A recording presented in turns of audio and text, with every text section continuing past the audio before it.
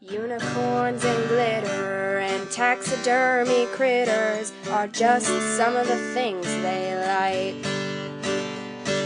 They also enjoy 80s hair bands, Grizzly Adams and John Goodman, so if you think that's weird then you can take a hike. But the things they enjoy the most are making art and cracking jokes, so without further ado, here are your hosts. You've got your two artsy gals, your two artsy gals. Here are your two artsy gals. Hey, welcome to Two Artsy Gals. I'm Katie. And I'm Sharon.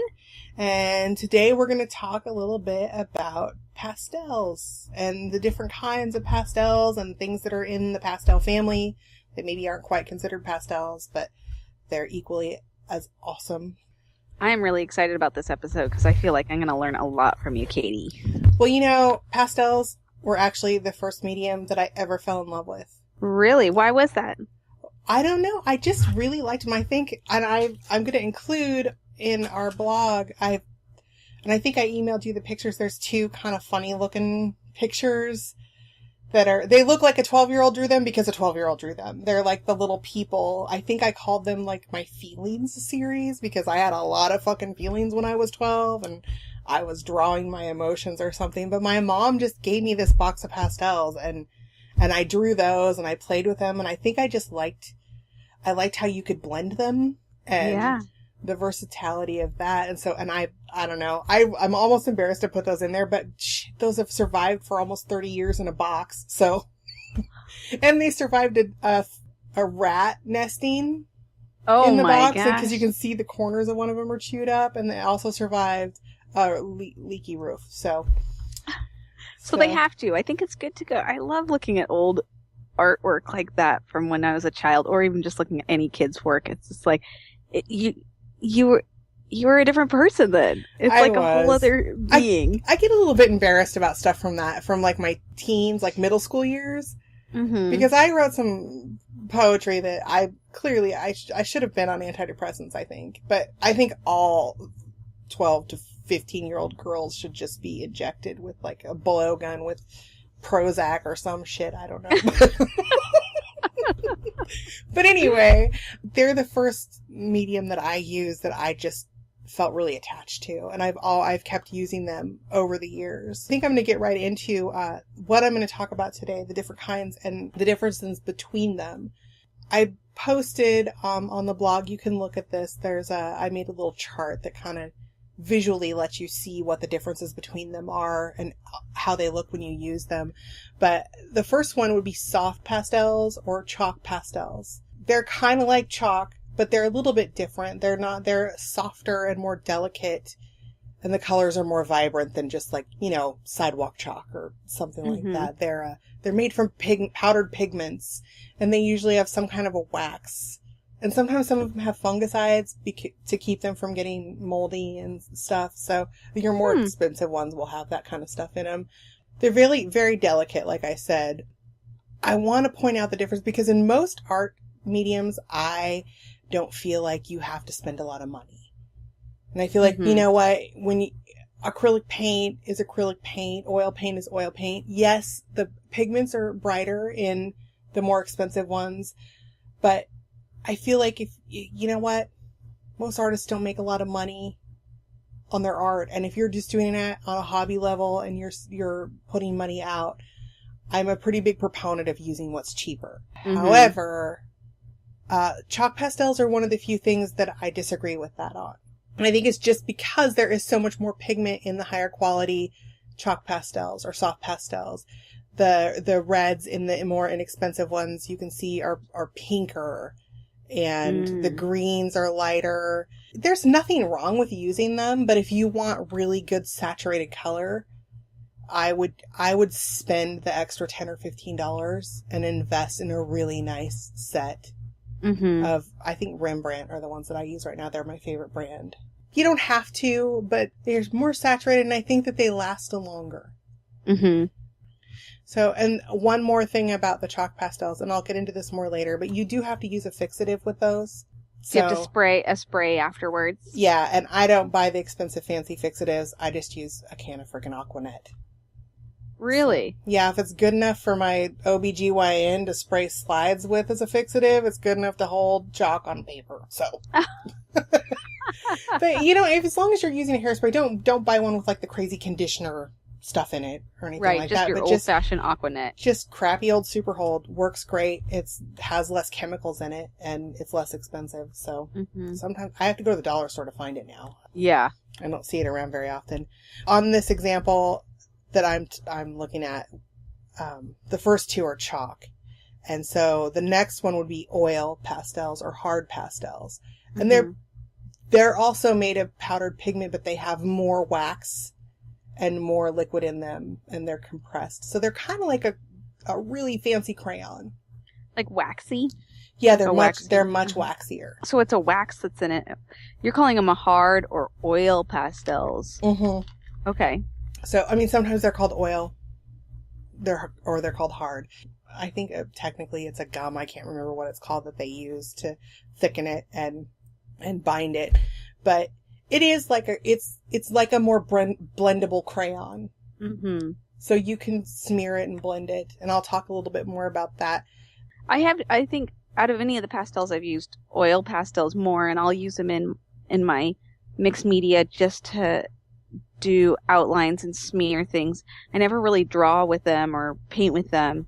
It's more just as a little detail at the end is the way that I've used them, or just to smear some color over some paint. Well, and I have to say, I think mixed media wise, I think that oil pastels or hard pastels are much easier to incorporate into your artwork, because with the chalk pastels, that's another thing, or soft pastels, you need like a textured paper, a paper with a little bit of tooth to it. And like also you can't really, it just doesn't hang on to paper that's really smooth.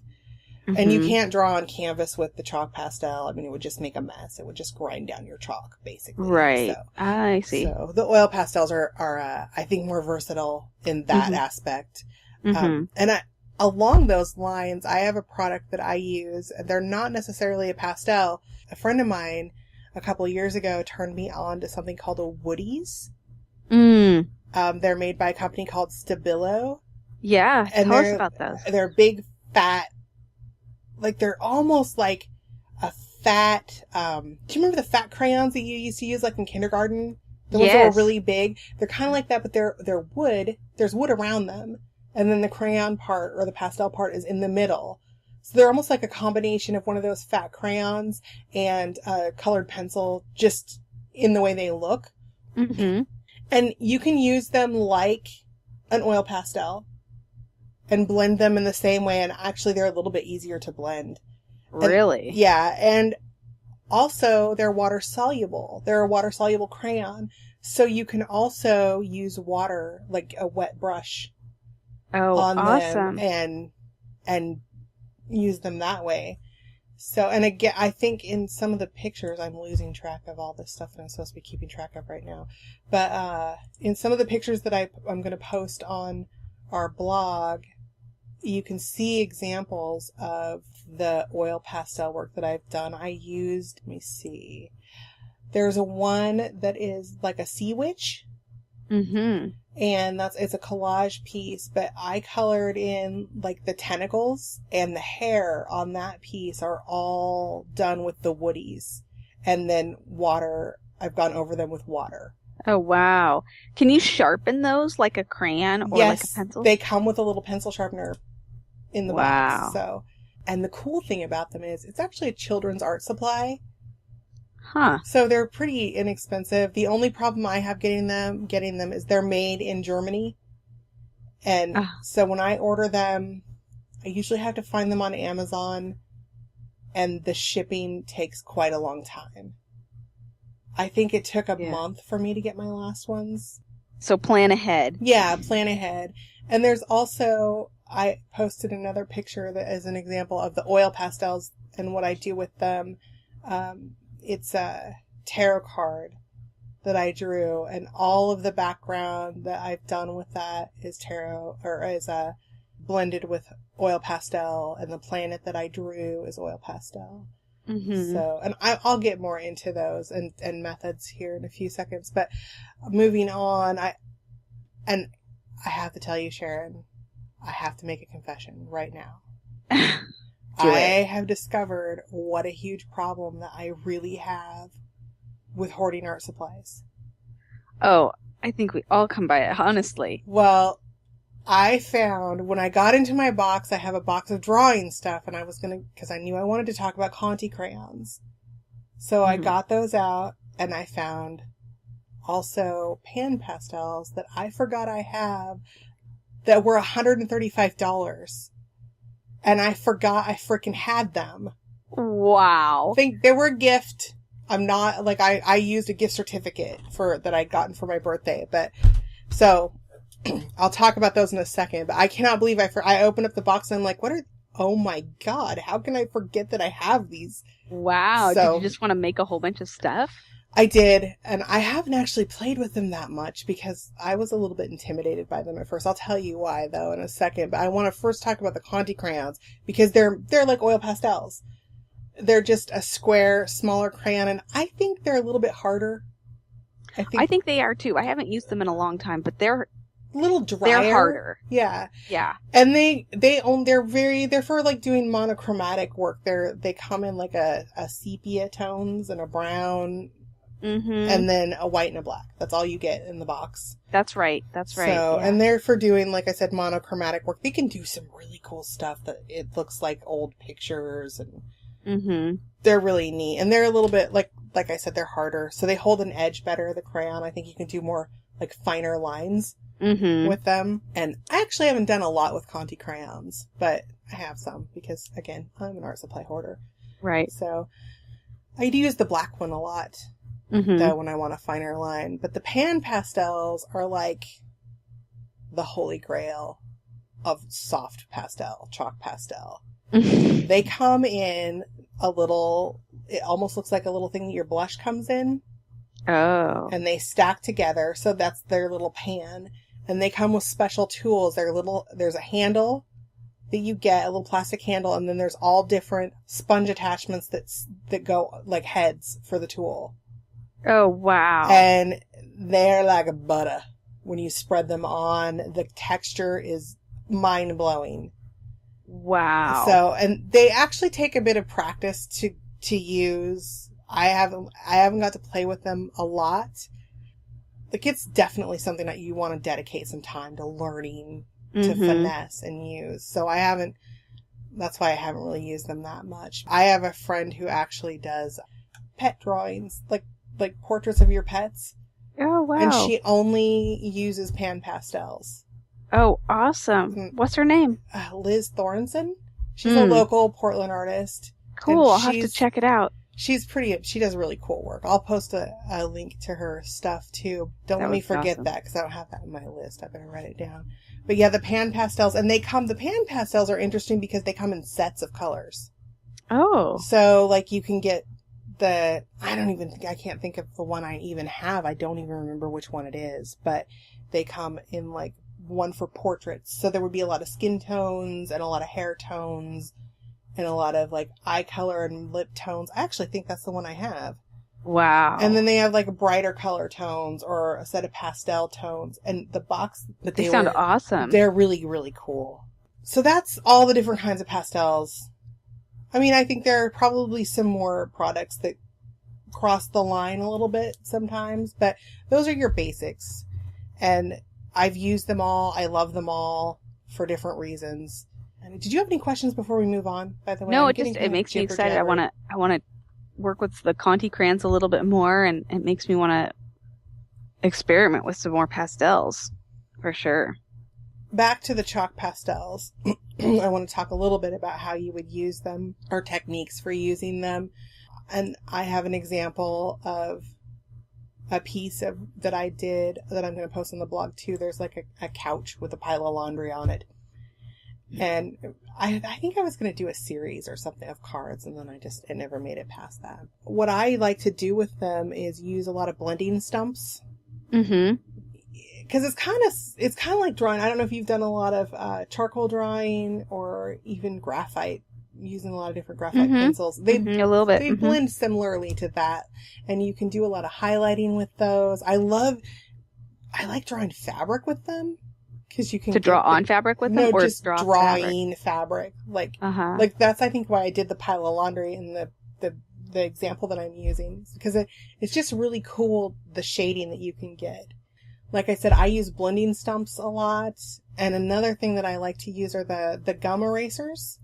Oh, yeah. And they work really well with those? They do. And I like to put them on a bamboo skewer.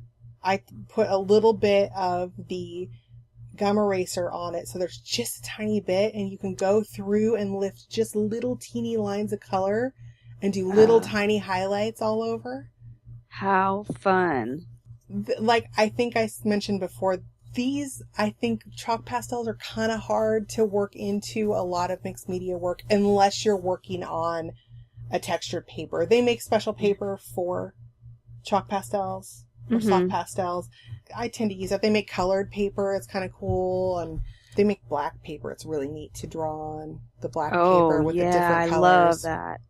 The one thing that you are going to want to remember too, like I mentioned, is it's going to need to have a fixative used on it. So I scanned the picture that I think it was the picture that I used as an example. For like 3 weeks, I couldn't figure out why everything I scanned had a weird pinky cast to it. I'm like, what the frick? And so finally I'm like, hello, let's clean out your scanner bed. Like I thought my bulb inside my scanner was going bad or something.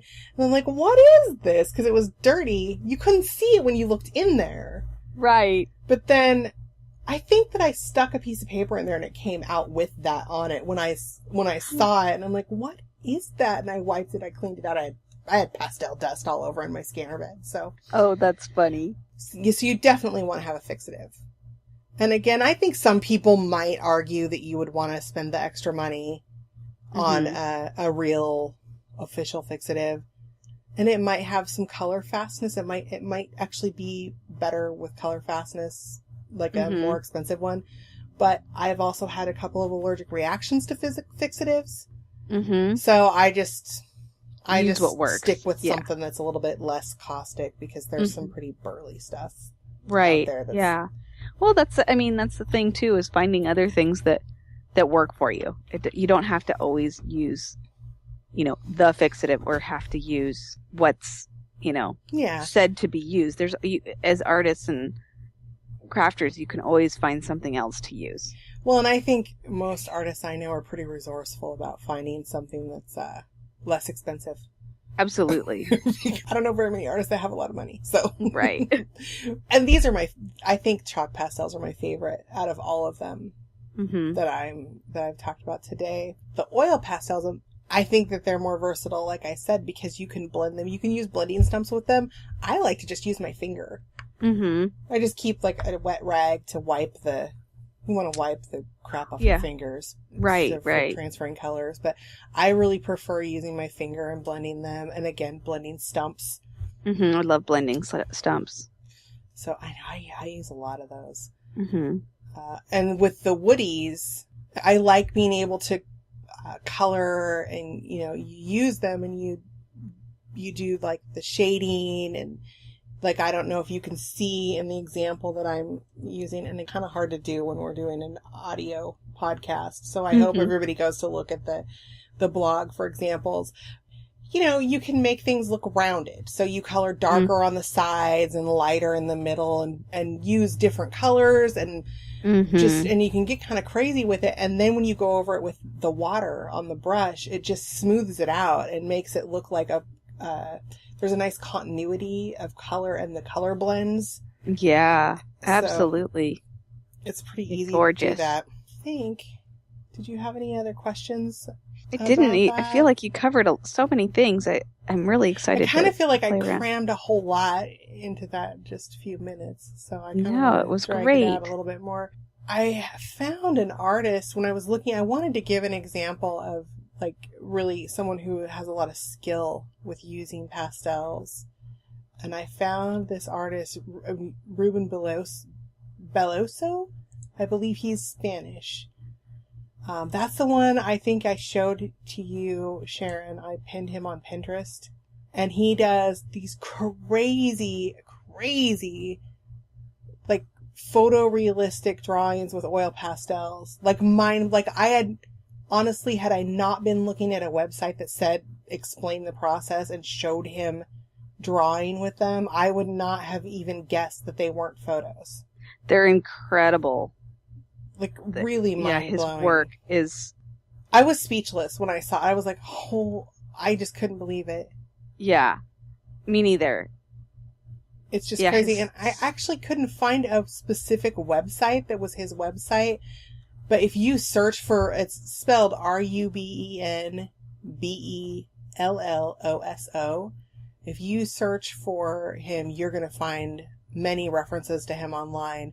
I will post links to a couple of articles about him that I found, because it's incredible. And this one article that I'm looking at in Oddity Central is the website, but it shows him actually drawing and using the pastels. That's actually how I figured out, because I couldn't find anywhere that said he was using oil, or if it was oil or soft pastel. But and is it which one is it? It's oil.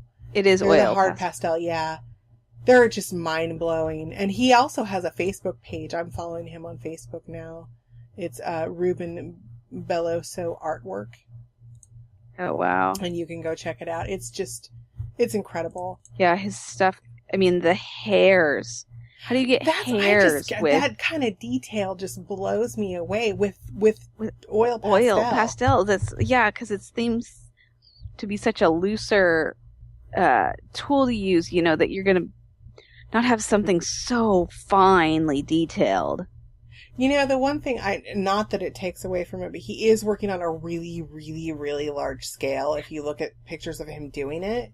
Yes, yeah, they're like it is huge. True. But still, the detail that he's able to get is just. If you look at the eyes. Yeah.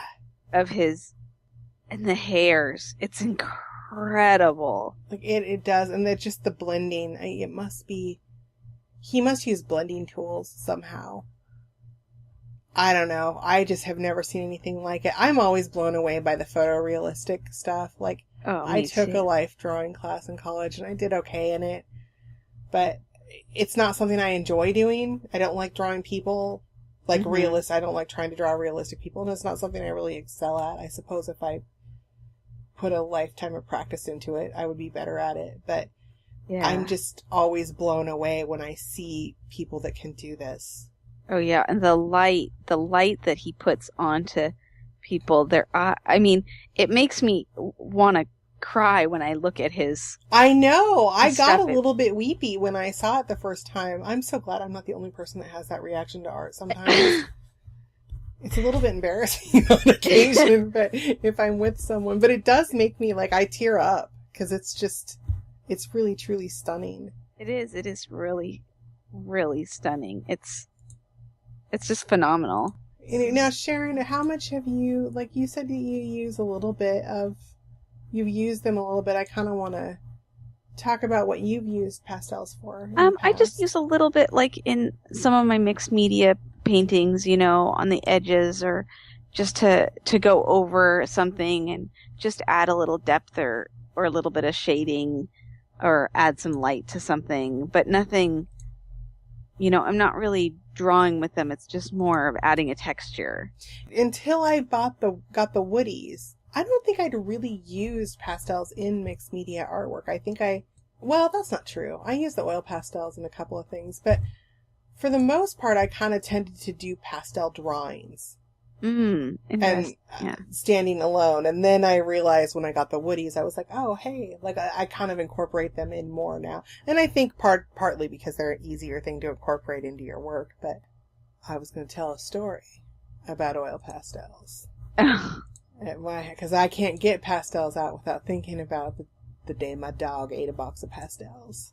Oh. He was a puppy. And he ate an entire brand new box of oil pastels. And he shit rainbows for a week. It's such a pug thing. It is, and you know what? The only thing that he got of the pug part is the eating weird crap and the ugly teeth. Oh, yeah. Well, he barks a lot too, but I don't know if that's specifically that's a pug thing too. But when he did this, we lived in the townhouses, so we had neighbors right beside us that brought their dogs out to poop, and they noticed. They're like, "What is wrong with your dog's poop?" So there was actually a pool going for a few days on what color was going to come out next. And he never got sick, thank goodness. He just pooped weird colors for days on end. Yeah, the crayon poops. I love it. Yeah, so disgusting. Totally. Yeah, our dog is a connoisseur of crayons. Oh yeah, but he eats them like they're a little delicacy. He just carefully eats them. So it's not like he just consumes a whole box. It's just like, oh, green crayon, yum. That's fine. I wish my dog would just eat one crayon at a time. He's kind of he's like me. He's an all or nothing kind of guy. So he either eats it all and has weird poo, or. Oh, that's Precious, our female dog, our female pug. Yeah, she's all or nothing. So gross. It's disgusting. So, well, I think wow, that went by fast. We're coming right up on the end here. Unless you had anything else that you wanted to ask or mention about the pastels. No, I think that was great. I learned a lot. Thank you, Katie. Good. Awesome. Well, then I think we should wrap this up. And we have a little exciting news today. I just found out that we are now on Stitcher in addition to iTunes. So you can search for us on Stitcher and subscribe to our podcast that way. Or you can also do it from iTunes. And again, you can follow our feed from our blog. And always, you can go look at the images and links that we put up on our blog for each episode. That address is twoartsygals.wordpress.com. And we look forward to having any questions or suggestions for episode ideas or awesome comments, love letters, you name it. You can write us a song. Then you can send that all to twoartsygals@gmail.com. And you can also find us on the Facebooks. Just search for Two Artsy Gals. And we kind of Twitter too. We're at Two Artsy Gals. I don't know. I'm horrible at tweeting. But I do have our blog set up to tweet when it tweets when we post a new blog post. Excellent. Well, that was an awesome episode. So until next week, bye. Bye-bye.